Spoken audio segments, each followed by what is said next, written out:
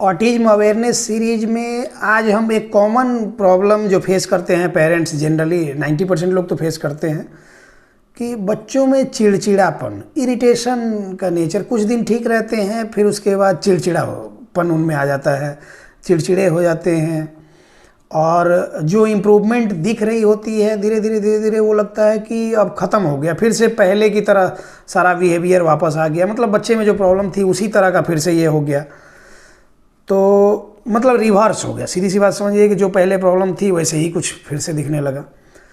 तो इसके लिए पेरेंट्स परेशान रहते हैं और 90% लोगों के साथ ये प्रॉब्लम हो रही है। तो सबसे पहले जानते हैं कि बच्चों में चिड़चिड़ापन का कारण क्या क्या हो सकता है। देखिए, सबसे पहले तो इस तरह के जो भी बच्चे हैं या फिर वो ऑटिस्टिक हैं, एडीडी है, एडीएचडी है, जो भी है, उनमें कंसंट्रेशन की कमी तो होती है, कमांड फॉलोइंग होती नहीं है, क्योंकि उनको सारी बातें समझ में आ नहीं रही, प्रॉपर प्रोसेसिंग नहीं हो रहा है ब्रेन में, कोऑर्डिनेशन वगैरह की कमी होती है।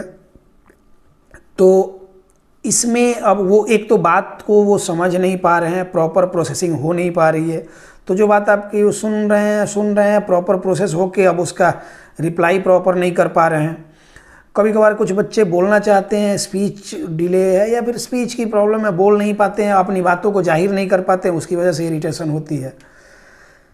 इस तरह के बच्चों में मेनली इम्यूनिटी वीक होती है, इम्यून सिस्टम इनका थोड़ा सा ये होता है, क्योंकि माइलस्टोन तो डिले है ही और प्रॉपर फंक्शनिंग नहीं होने की वजह से, सब कुछ साउंड नहीं चलने की वजह से लाइफ में इनकी वीकनेस, इम्यूनिटी वीक होती है। अब इम्यूनिटी वीक होने की वजह से क्या होता है कि कोई भी मौसम हो उसको चेंज होता है, तो दूसरे मौसम में जैसे ही हम लोग एंटर करते हैं तो क्या होता है कि बच्चों में जनरली सीजनल फीवर वगैरह होते हैं, इम्यूनिटी वीक होती है, उसकी वजह से ये जल्दी उसकी चपेट में आ जाते हैं। मौसम चेंज हुआ, जगह चेंज हुआ, माहौल चेंज हुआ, आप अभी एक जगह में सालों से रह रहे हैं, सडन किसी रिलेटिव के यहाँ गए, किसी पार्टी फंक्शन में गए, कहीं भी, वहाँ माहौल थोड़ा सा चेंज हो गया, तो घर में जो माहौल था उससे थोड़ा सा अलग माहौल वहाँ मिला बच्चे को, तो बच्चा उसमें भी जल्दी सेटल हो नहीं पाता, क्योंकि सोशल कम्युनिकेशन की भी प्रॉब्लम है, वो पब्लिक अपीयरेंस उसका कभी हुआ नहीं या पब्लिक गैदरिंग्स में वो गया नहीं,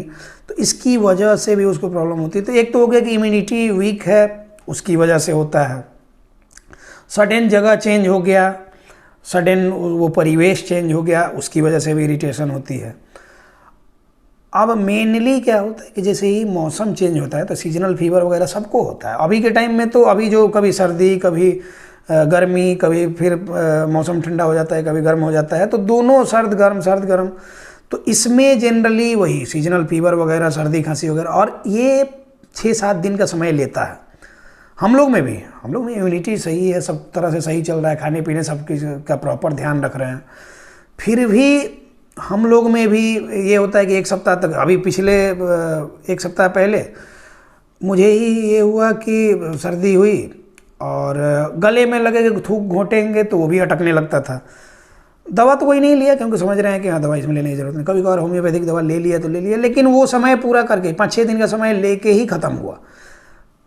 अंदर से लगे कि फीवर है, टेम्परेचर बाहर तो वैसे ही है, नॉर्मल है, लेकिन लगे कि फीवर है, मतलब कि इंटरनली फीवर लग रहा है, उसके बाद से सर्दी और गले में कांटे की तरह लगना, तो ये सारी चीज़ें होती हैं। अब हम लोग क्या करते हैं कि बच्चों को लेके इतने पजेसिव हैं, इतने हम ये हैं, ओवर केयरिंग हैं, तो क्या होता है कि बच्चों को थोड़ी सी सर्दी खांसी हुई कि तुरंत ही एंटीबायोटिक वगैरह लेके खिला दिया, जबकि उसकी ज़रूरत भी नहीं थी। एंटीबैक्टीरियल इन्फेक्शन, वो बैक्टीरियल इन्फेक्शन में देते हैं, एंटीबैक्टीरियल वो दवाएँ होती है। तो जनरली हर किसी का ये है कि एंटीबायोटिक दे दो, एंटीबायोटिक, तो ये कॉमन सी बात हो गई है कि एंटीबायोटिक दे दो, जबकि एंटीबायोटिक हर चीज़ का सोल्यूशन नहीं होता, हर बीमारी में एक ही तरह की दवा नहीं यूज की जाती। एक मेरे दूर के रिलेटिव हैं, उनका क्या है कि अभी यहाँ बताना ज़रूरी हो गया, वो एक बार उनको कुछ दर्द वर्द था तो वो कहीं फिजियोथेरेपी में गए और फिजियोथेरेपिस्ट ने उनको ठीक कर दिया। अब क्या है कि वो तो दर्द के लिए गए, फिजियोथेरेपिस्ट ये कर दिया। अब घर में किसी को कुछ भी प्रॉब्लम होती है, कान में हो, आँख में हो, दांत में हो, कुछ भी हो, ये क्या करें कि बार बार उसी के पास पहुंच जाते हैं। तो उसी तरह का कहीं ना कहीं हम लोग भी करते हैं कि एक बार जिस ये से सोल्यूशन हो गया, उसी को बार बार बार बार रिपीट करते हैं। हमको समझ ही नहीं पाते हैं कि डिफरेंशिएट करना कैसे। तो यही जो एंटीबायोटिक देने का चलन है, सबसे ज़्यादा पेरेंट्स ये कर रहे हैं और उसकी वजह से बच्चे में इरिटेशन बढ़ रही है।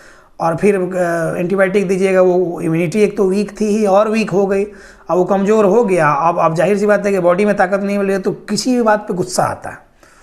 तो वहाँ अब है कि जो भी एंगर के लिए हार्मोन रिस्पॉन्सिबल हैं वो सारे रिलीज हो रहे हैं। अब गुस्सा आ रहा है आदमी को, हर बात उसको ये लगती है, कड़वी लगती है, उस पर वो रिएक्ट करता है, ओवर रिएक्ट करता है। तो ये एक तो हो गया ये इरिटेशन का। ये चिड़चिड़ापन का एक और मेन कारण ये है कि प्रॉपर बच्चा खाना नहीं खाता, टाइमली खाना नहीं खाता, ज़बरदस्ती आप कुछ भी खिला रहे हैं, आपको भी लगता है कि ये चीज़ सुना कहीं से तो ये खिला देना चाहिए। कुछ लोग आजकल फैशन चला है कि ऊँटनी का दूध देंगे तो ऑटिज्म में हेल्प करेगा, तो क्या करेगा।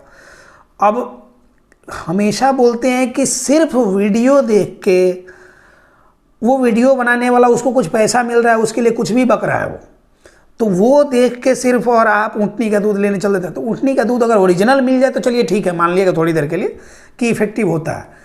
अमेजन, फ्लिपकार्ट कहीं कहीं से मंगा लिया पाउडर के फॉर्म में, पता नहीं उसमें प्रिजर्वेटिव कितना डाला, क्या डाला नहीं डाला, वो हम दिए जा रहे हैं, बच्चे में एग्रेशन और बढ़ जा रही है। तब कहता है लोग कि ऊँटनी का दूध काफ़ी हेल्पफुल होता है इसमें।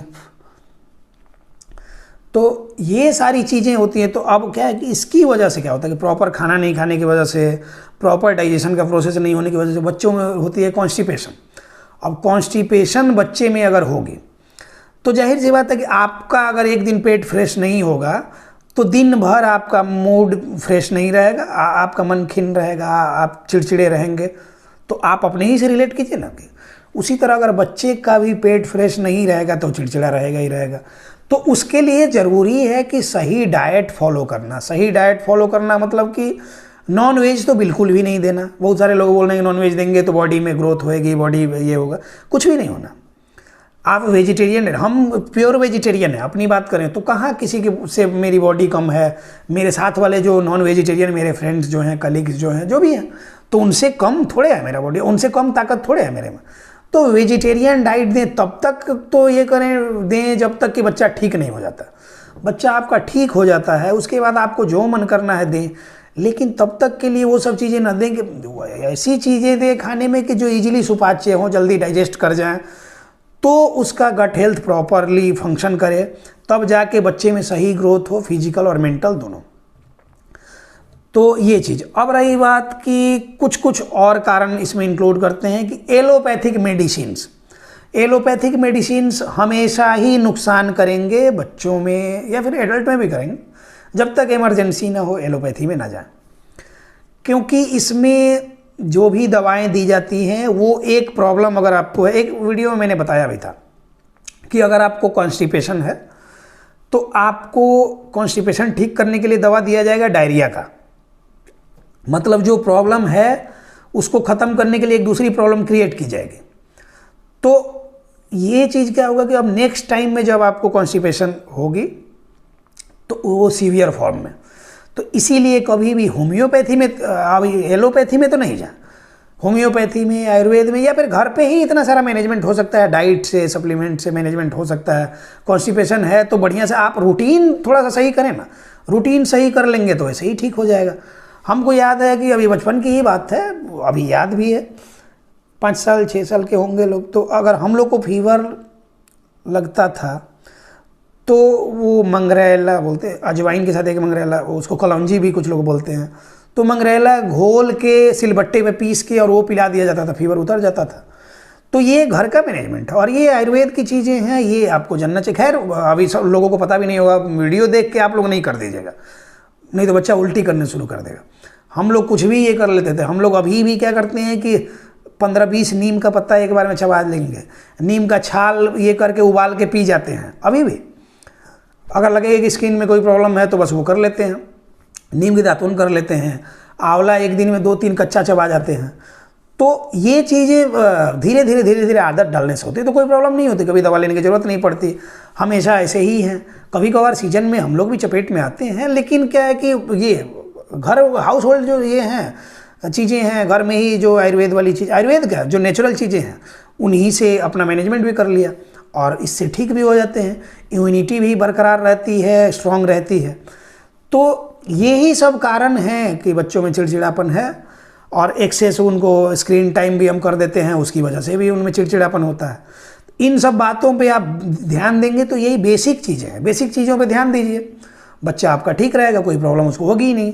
अब बेसिक चीज़ों को छोड़ के आप सेकेंडरी चीज़ों पे जाते हैं कि इसका ये कराएं, टेस्ट कराएं, दवाई दें, तो करते रहिए, फिर बच्चे को प्रॉब्लम होगी ही होगी, आपको भी प्रॉब्लम होगी। तो उम्मीद करते हैं कि आपको ये बात समझ में आई होगी, और 90% लोग इस बात से सफ़र कर रहे हैं, इस चीज़ से सफ़र कर रहे हैं। तो अगर उसमें से 10-15% लोग भी अगर हमारी बात को माने, समझें, तो हमारा जो अवेयरनेस का ये सेशन चलता है ये सार्थक हो। इसी के साथ ये टॉपिक क्लोज करते हैं, मिलते हैं किसी नेक्स्ट टॉपिक में। धन्यवाद।